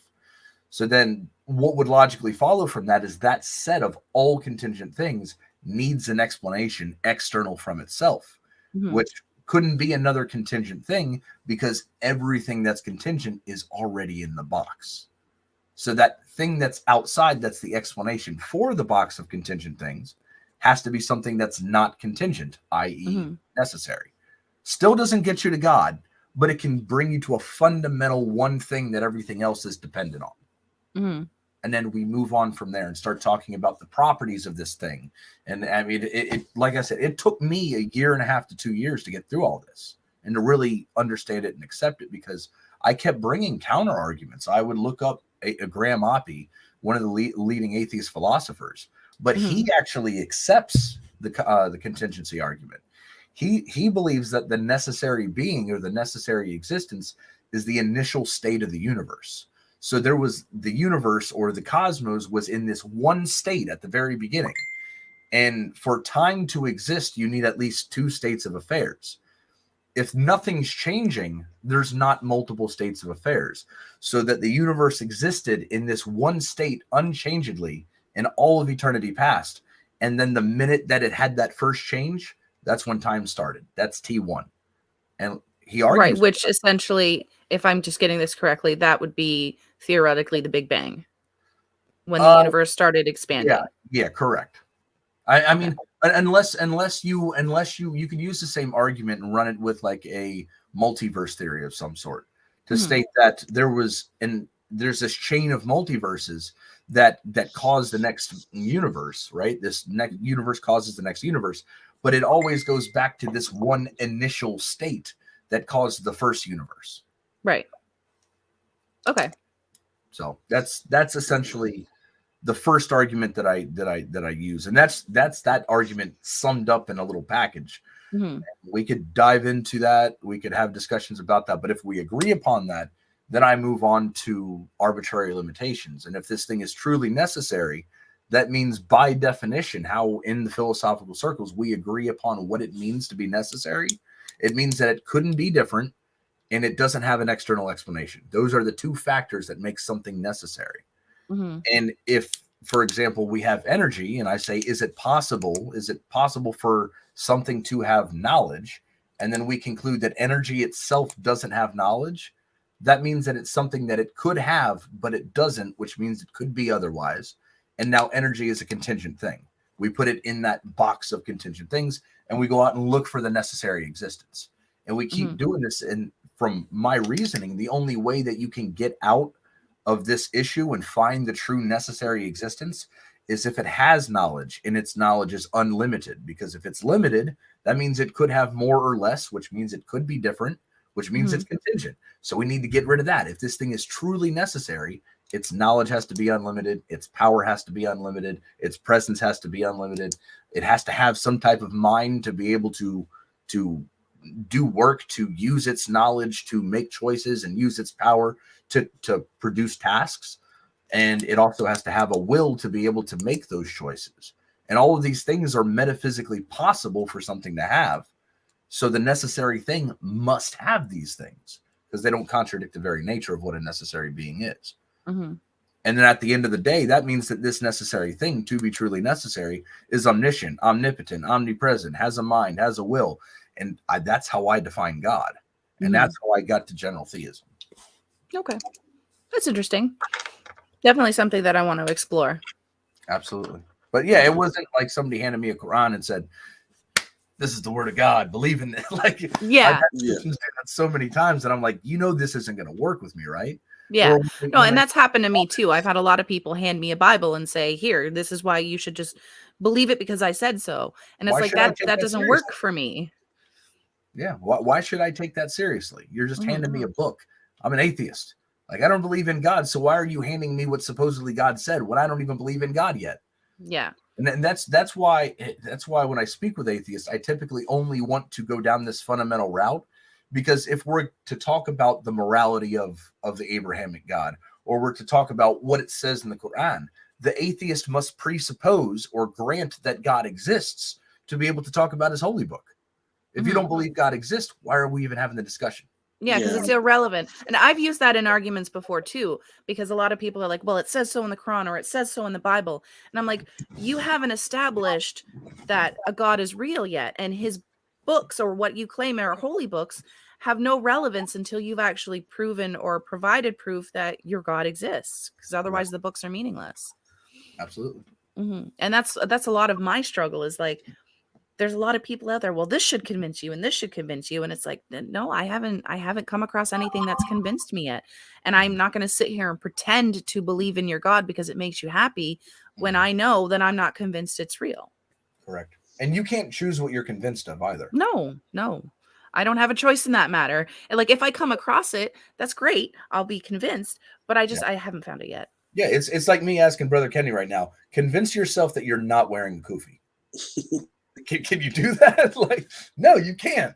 No. So information, you have to be open to in taking information, and that information may or may not convince you.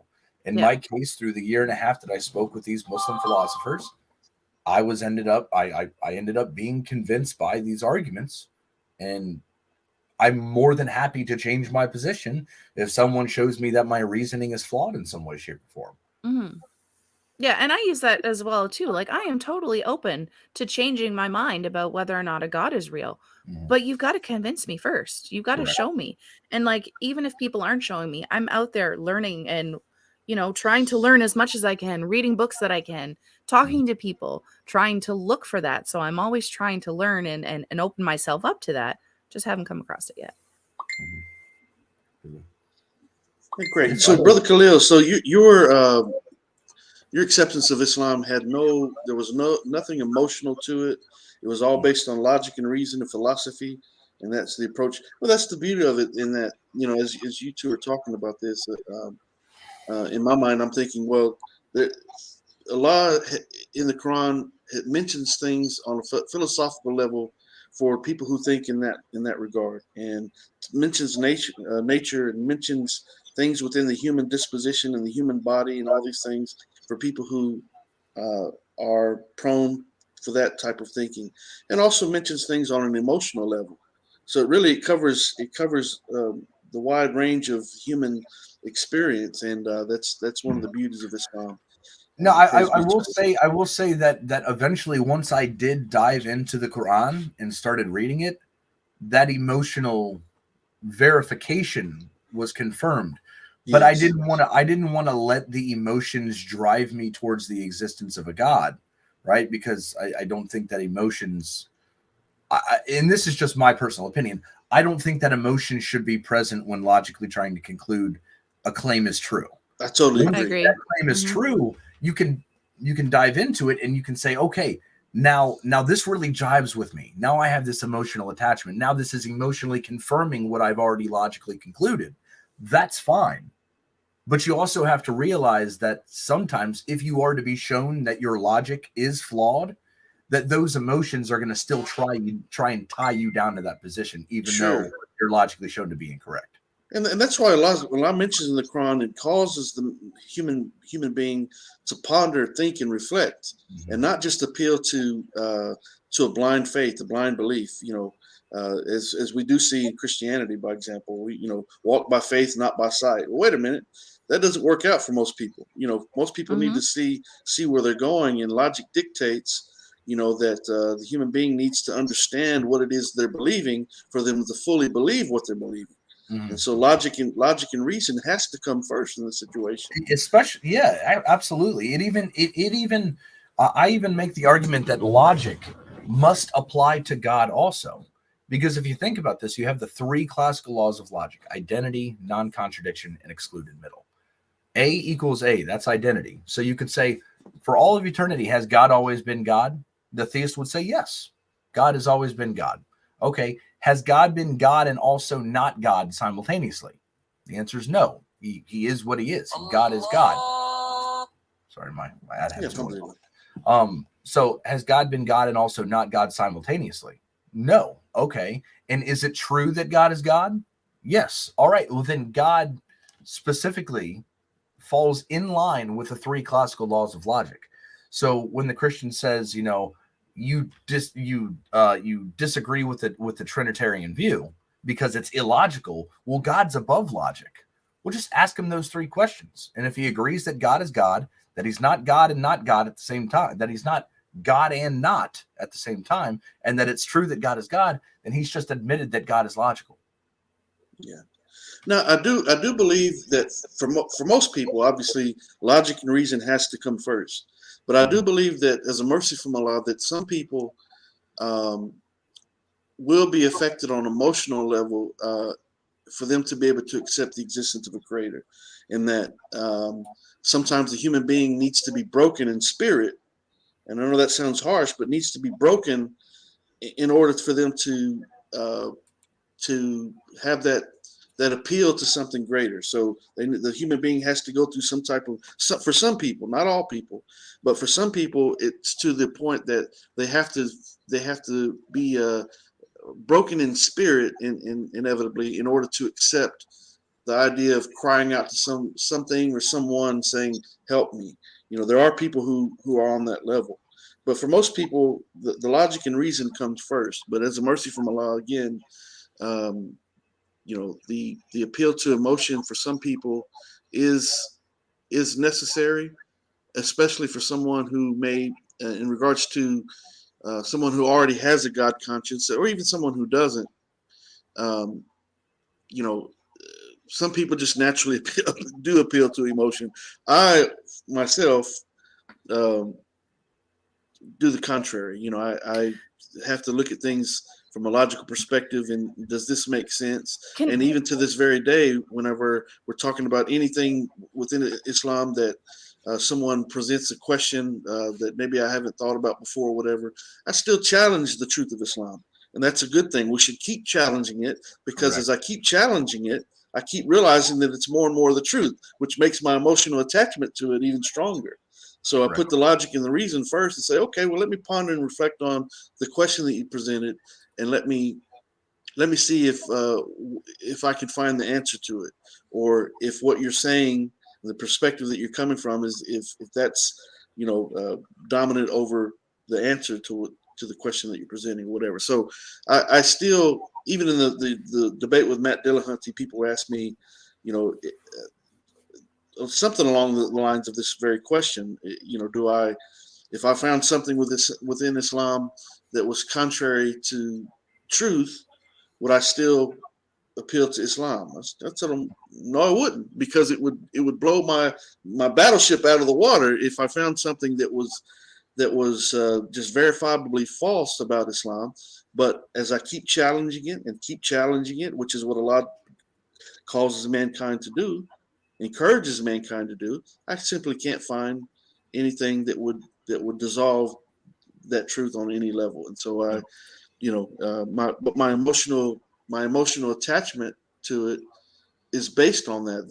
It confirms to me time and time again, as time keeps going, that this is something that I can truly rely upon. This is something that I can hold firm to my heart and know that this is the truth. And that's why Allah says, we'll show them our signs in the universe and within themselves, until they know that this truth is from their Lord. And when you keep looking at these things within science, people put up, they try to put up the best arguments they can and so forth. And of course, people who follow people like Matt Dillahunty and so forth, they're gonna side with him in these debates and all these things. But the logic behind what's presented is enough to drive that appeal to emotion and make it more solidified in your belief. And so it goes hand in hand. Alhamdulillah, goes hand in hand. So Mindy, how much more time do you have? Just a couple of minutes, probably about 20 minutes more. I just wanted to address something in the chat really quickly, if that's okay with Sure. you. So Sure. I'm noticing that M5 Dunya is somebody that I have had interactions with quite a bit on this channel, quite a few times. A very negative, very attacking individual. And of course, I haven't been on the channel in months, and he's here again in the side chat making accusations. I wanted to basically say to this person, because I don't know if they're a man or a woman or whatever, but Kenny and I had a disagreement about something, a misunderstanding, and I left the channel being a mod for probably 6 to 8 months. And I was very upset, very, very, very upset, because Kenny and I had a friendship. And this person, M5 Dunya, has a lot to do with, is probably the core of the person of why we had our issues. M5 Dunya, you are one of the few people that, I'm trying to think of the best word to describe this. You molded me for a while in my opinion of what Muslims were, because of your constant personal attacks and negativity and attempt to smear me and attack me every time I tried to speak, despite the fact that I was nothing but polite to you. And your behavior is not becoming of somebody of your faith. If you want to draw someone to your faith in your belief system, and you want to welcome them, and you want to put across this impression that your God is accepting and that this is the right way to go, personally attacking someone and trying to do someone like this is not the way to do it. Because for probably a good 6 months, I was very, very angry at it, because it was M5 Dunya and there was a group of other Muslim men that would just constantly bicker and attack me and pick apart things that I was doing in my life. And I was just here to learn and have conversation and be with my friends. But you drove me away. So I just wanted to mention that maybe it'd be good to sit down and have some self-reflection about how your behavior reflects on the God that you believe in. Like, is this the impression that you want believers to have of your religion, that you're hateful and that you're mean and that you personally attack anybody that doesn't believe what you believe? Because the reason why I'm friends with Kenny, even though we have a different belief system, is because of his kindness and because of his willingness to sit down and talk to me and work things out and be an adult and be civil. But if I were to sit down with a Muslim like you and see how hateful you were, I would want nothing to do with Islam. I would write it off because I would be like, this is how hateful Muslims are. I don't want anything to do with it. So maybe it's a good time to sit down and really think about the behavior and how you conduct yourself with people that are not believers, because it's very hateful. If I could, there's something that I'd like to read from what we as Muslims call the Holy Quran. Go ahead, brother. And this is something that I struggle with myself when I get into contentious discussions. When I have discussions with people and things are starting to turn into a dumpster fire, I have to remind myself of this. So I'm not saying I'm an angel by any means, but I always bring myself back to Surah 16, verse 125. And it says, invite to the way of your Lord with wisdom and kind advice, and only debate with them in the best manner. Surely your Lord alone knows best who has strayed from his way and who is rightly guided. Praise be to Allah, brother. I've mentioned this is the third time. This is the third time that those verses have been mentioned today. These are verses that I also, as me and Mindy were talking earlier in the discussion today, these are verses that verse in particular is what caused me to start dealing with Mindy in a different manner. And because I was like, you know what? How am I inviting someone to Islam? Dawah is an invitation to Islam. So how can I be inviting someone to Islam, but I'm insulting this individual in the process? It's not going to work. It does not work. And so this and I had the same kind of revelation where, it's like, I don't know, because when I first met Kennedy, I didn't really know much about Islam. And I was like, how am I supposed to approach this individual, ask the questions that I have, and actually learn if I'm constantly hostile and mean and attacking? That's not productive conversation. And I think we both came to a mutual understanding. We both apologized to each other for our behavior. And now we have a great friendship, And she's still a moderator on the channel, despite anyone's approval. Listen, if you're inviting someone to the truth and the beauty of Islam, you take them as they are initially, right? You take them as they are initially. And obviously Allah guides those whom he chooses, but he uses us as vessels in order to deliver that message. And, consider the people throughout Islamic history that were diehard enemies of Islam. If the Prophet, peace be upon him, and the companions would have had the attitude that this brother's having in the chat, matter of fact, what did he say a second ago? Bear with me one second. Bear with me just 1 second. He said, we don't beg to draw filth towards Islam. Really? Consider the reward on the Day of Judgment for a Muslim who took the harshest critic of Islam, and because of their politeness and their kindness towards this individual, I'm not saying we just let someone run over us, because that's not the case. You stand up. That's what Allah says, to argue with them in ways that are best and most gracious. So you deal with the controversy, you deal with the insults and so forth, or their hostile attitude towards Islam with sabr, with patience, and with wisdom. And you use reverse psychology and say, okay, well, you know what? If they're going to keep continuing to attack me, I'm going to kill them with kindness, right? I'm going to follow the words of Allah that the brother just mentioned, and then we've mentioned 4 times now. Praise be to Allah. These verses are so important and so crucial and so vital, and Muslims are just pushing them to the side if they even ponder and ever reflect on them. You need to stop and consider the verses that the brother just read. And what does Allah say again? Invite to the way of your Lord with wisdom and kind words, and argue with them in ways that are best and most gracious. There's other translations that mean the same thing, obviously. But Consider the day of judgment when your patience in dealing with certain individuals, your kindness in dealing with certain individuals causes that individual to accept Islam on the day of judgment and the reward that comes with that.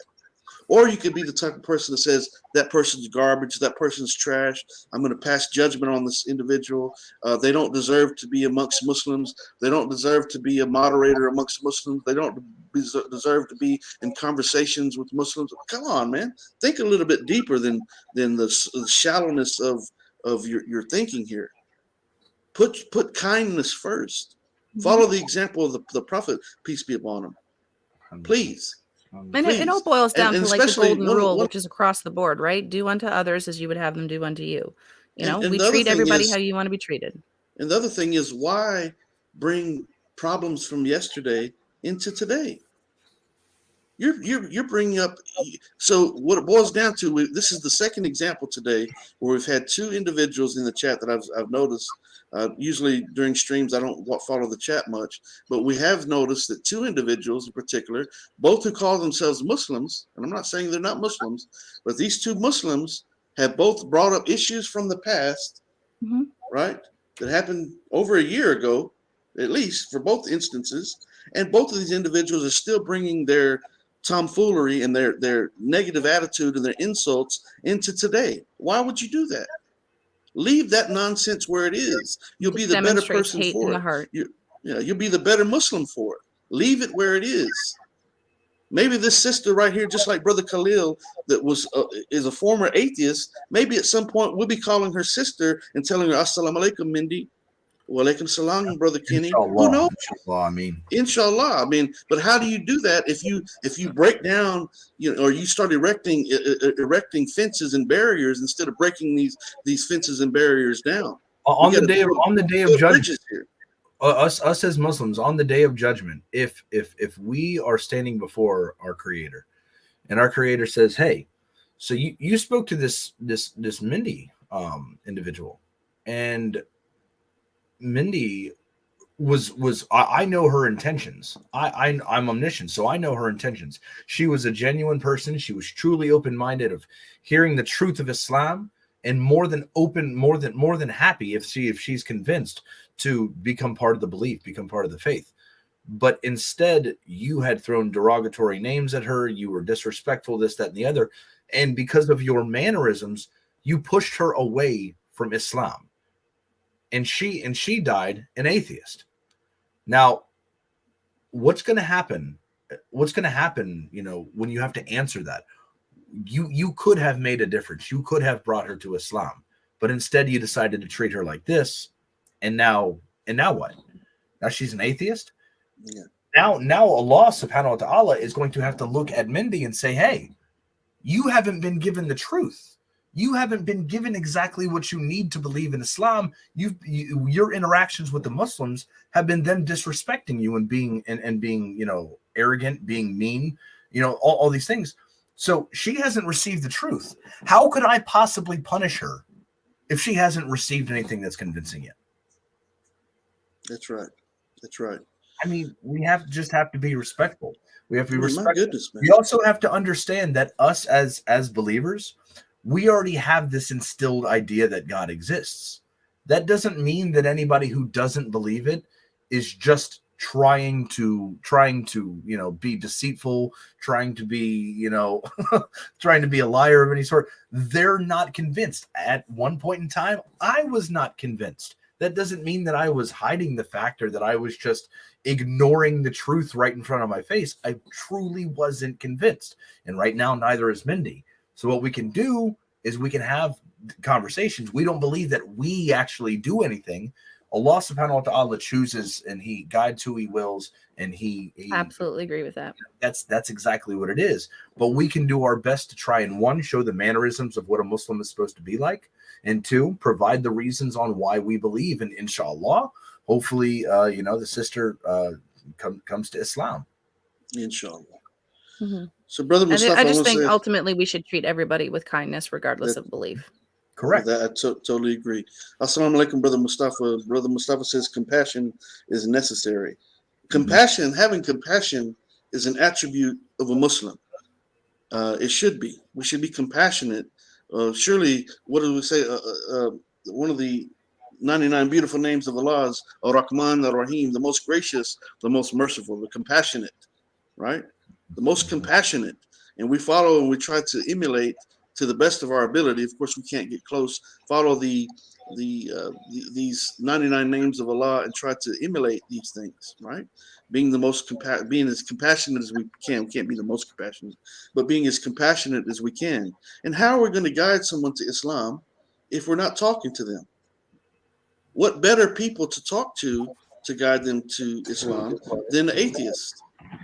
Christians and Jews and so forth, they already have a God conscience, so they're somewhat on a path of that's good, right? An atheist is a person that should be one of the first people that we want to engage because they have no God conscience. And Mindy obviously does, in a sense. She's more agnostic, it sounds like, obviously. So, but listen, we don't want to be standing before Allah on the day of judgment and be the reason that someone rejected Islam, as the brother had mentioned. That'd be a very bad place to be. It'd be a very bad place to be. And as far as your question a moment ago about her bringing LGBTQ into Islam, how's she going to do that? For one, she's not trying to do that. She hasn't brought up anything about LGBTQ, and she knows where I stand on the whole issue. I've written a book about it. Mm-hmm. But how is she doing that? Listen, when you become perfect in your life, then you have the right to criticize someone else. But guess what? You'll never be perfect in your life. So criticizing someone else for what they do and so forth, that's not your job. Our job as Muslims is to do what? Just what the verses say again. Invite to the way of your Lord. Do the dawah. Engage in. Why is the whole LGBTQ thing so important? Like we in Islam, it's no secret. We believe that performing acts that the LGBTQ community performs is sinful. We believe it's sinful. That's no secret. But why should that be held up on a pedestal above other things? Why should and I understand that there's certain times and certain topics, yes, it's necessary for us to speak about when it's time to speak about it. But it seems like whenever I go into a room and there's an atheist there and there's theists, whether they're Muslims or Christians or whatever, for some reason, the topic of LGBTQ always comes up. And it's not always the atheist that brings it up. Sometimes it's the theist that's like, well, do you accept this?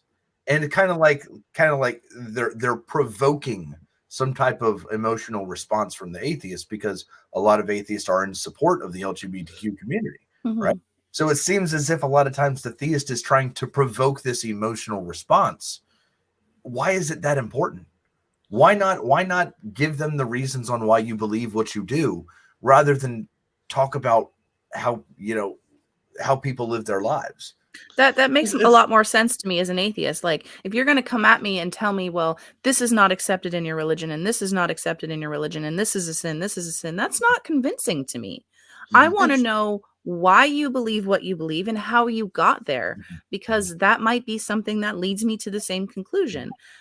So what you can and can't do individually in your religion has really nothing to do with whether or not I'm going to believe, and it's not going to convince me. Correct. And I do want to make sure I say that, like, for example, Brother Kenny, he has his book, Your Right to Self-Identify, My Right to Disagree. There is a time and place, most definitely, that it's appropriate to have these discussions. Mm-hmm. But I don't think talking about LGBTQ is going to bring an atheist to the belief in God. Yeah, and the point that I was about to make is, if Mindy came to the panel today, by example, and bringing up LGBTQ, well, great, because I've written a book about the issue. So what better place to address the issue than with someone who's written a book about the issue? So, but the fact that you're bringing that up is just, you're trying to label her as accuse her of doing something that she hasn't actually tried to do. She's never come to my channel ever and tried to promote anything that she's doing on a personal level. She's not trying to promote any type of nothing on from what she does outside of this channel. She's never affected us in any capacity, in any negative light. All she's done is been a decent person and tried to regulate comments in the chat and make sure that people aren't saying insulting and offensive things in the chat. Meanwhile, this person used to be a moderator and is no longer a moderator because, and probably doesn't care one way or the other, but nevertheless, this person is no longer, MI5 Dunya is no longer a moderator because of the comments like the ones you're making in the chat today. Let this sister alone and let her come in here and have engaging and fruitful discussions with people who are willing to engage her in fruitful and meaningful discussions. And if And I you're not don't one I of don't those mean people, to just stay out of it. And I don't mean to bring it up to cause drama or cause arguments or anything like that. But I think it's important that we address that kind of behavior to show how damaging it can be. Because honestly, I didn't come to your channels or your Dawa or any of that for a good 6 months in particular, specifically for this person. Yeah. So the fact that you're behaving this way, it can be extremely damaging. And that's kind of the point that I wanted to address. Yeah. No, it's, it's, and that's 6 months of, who knows what type of impact we could have had. There's no telling. Allah knows best, but, and sure, hopefully, we have many more in the future. Inshallah, we have many more discussions, and we still have time as long as there's breath and life in us, and which is a mercy from Allah within itself. So, listen, man. I do have to head out though, Okay. because it's Okay. time to go and feed the family and do the housewifey things. Okay. All right. It was good seeing you again, Mindy. It was good to see you too. Hopefully we'll get to chat again in the future. And thank you for having me on, Kenny. I appreciate it. I've missed talking to you. It's been wonderful, and I thank you for coming, and I look forward to doing it again, inshallah, God willing. So, Inshallah. you have a great day, and may I'll may talk our to God, you our soon. Creator, bless you and your family. Thank you. Bye, guys. All right, alhamdulillah. Brother Khalil, thank you for coming as well, man. Had no clue that you were an atheist before. I didn't know much about you. But it's good to hear that she is aware of who you are, and surely Allah guides those whom He chooses, and He does things in His timing and so forth. And I do pray that Allah subhanahu wa ta'ala will bless us with the opportunity to call her a sister in Islam at some point along the way, inshallah. Inshallah. She's a nice person. I'm glad that you were able to actually schedule and have a debate with Matt Dillahunty. I've been attempting to do that for a while. Yeah. I messaged him back in the day, and about a year and a half ago, and he said, "Hey, I'm going on vacation. I'll let you know when I get back." And then we've just had communication problems the whole time ever since. Yeah. But so you might want to get with James with Modern Day Debate. Maybe I could touch base with him or try to send you his email. Yeah. I'm in conversation with him on Modern Day Debate. I'm trying to have a debate with David Wood. Okay. So. Okay. Great. Yeah, I've got part 2 of my debate with David Wood. Hopefully, it happened this year. Just the scheduling haven't been able to work it out yet. But I've still got a whole other half of my argument to drop on him. So, inshallah, I'm looking forward to that. And also, I'm going to have looking forward to another engagement with Matt Dillahunty on the topic of water in particular. I don't know if you watched all the debate or not, but about everything being created from water. Gotcha. Yeah, I want to have a discussion with him about that topic. Anyway, we'll see what happens, inshallah. Yeah. I enjoyed both of those debates immensely. Same thing over and over again. Huh? But, I keep seeing the same arguments over and over again. I'm waiting for new arguments to come out. Yeah. So all right, but all right, brother. I'm gonna jump off of here. Thanks for having me on. I think my wife is calling me, so I need to figure out what's going on. So thanks for having me on, brother. And may Allah subhanahu wa ta'ala grant your rewards in this life and the next. Ameen. And I'll see you guys later. Assalamu alaikum. Wa alaikum salam wa rahmatullahi wa barakatuh. Alhamdulillah. Okay, so Aaron Copeland, he says, I was an alcoholic most of my life. When I converted to Islam, I went to rehab. I'm in recovery. Alhamdulillah, praise be to Allah. That's music to my ears, brother. So, I mean, my goodness, people aren't perfect. And if we start judging people, before they accept Islam, how are they ever going to accept Islam? If, we're going to treat them, with insults and, direct insults towards them and try to pass judgment on them as though they're not worthy of our interactions and so forth, then, that's not going to do any good. But being kind to one another and doing what Allah says, once again, invite to the way of your Lord with wisdom and kind words, and argue with them in ways that are best and most gracious. That's how you do it. That's how you, have an effect on people and guide them to the Sirat al-Mustaqim, the straight path of Allah. Insulting them and ridiculing them and calling them names and insulting them over and over and over again for years at this point is not going to do the job. So with that being said, I thank everyone for watching. If you've been trying to contact me, there's a few people who I've got to send some books to, and I've been extremely busy as of late, so please bear with me. I will try to get these things done as soon as possible. Be on the lookout, matter of fact, speaking of books, for the upcoming book, You Might Be an Islamophobe If.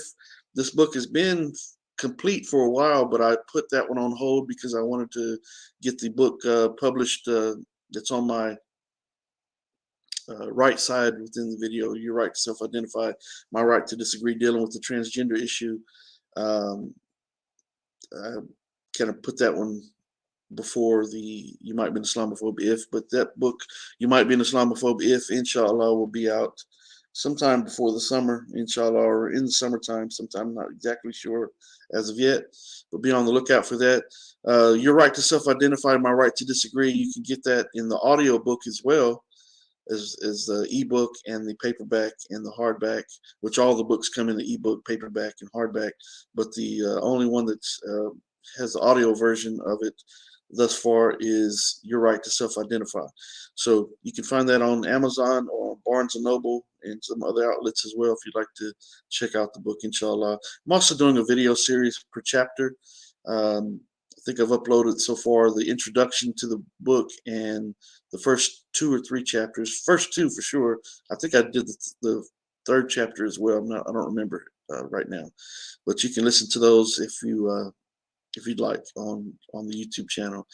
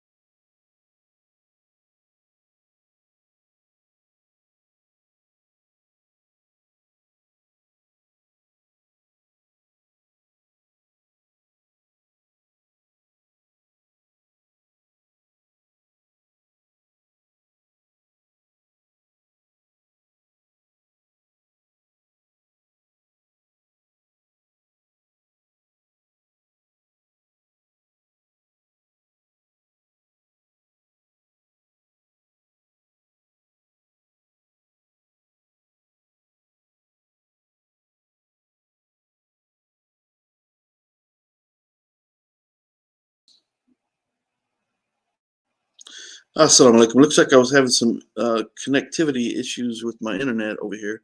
Anyways, I want to leave everyone by saying Assalamu alaikum wa rahmatullahi wa barakatuh. Alhamdulillah rabbil alameen. All praise is due to Allah. Thank you for watching. Hit subscribe, like, and share. And assalamu alaikum to everyone with Coventry Faith Foundation. Also, people of the book and Dawah TV on Facebook. Thank you for watching. Assalamu alaikum.